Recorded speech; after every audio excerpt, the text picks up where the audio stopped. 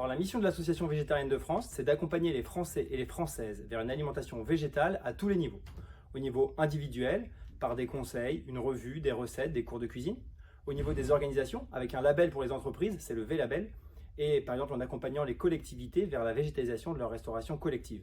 Et au niveau institutionnel, par du plaidoyer et par l'accompagnement des élus sur les questions en rapport à nos sujets.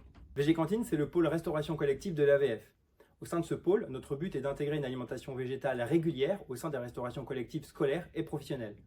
Notamment, au sein de ce pôle, on a fait une étude de terrain qui a permis de montrer que l'obligation d'un repas hebdomadaire végétarien au sein des cantines scolaires, c'est la loi Egalim, n'est pas respectée dans près de 40% des collèges et lycées qu'on a questionnés.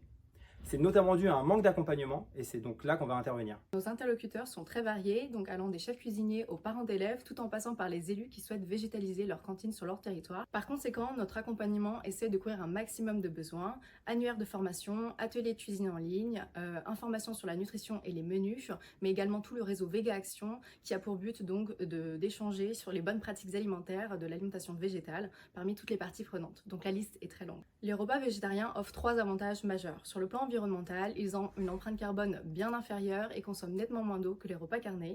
Sur le plan économique, ils sont bien moins coûteux à produire pour les cantines, ce qui permet d'investir donc dans des produits de meilleure qualité comme les fruits et les légumes bio. Enfin, sur le plan social, ils favorisent une alimentation inclusive et permettent l'accessibilité des produits de meilleure qualité à tous. Outre le manque d'accompagnement de l'État, la méconnaissance et les stéréotypes sur l'alimentation végétale sont un obstacle important à son adoption.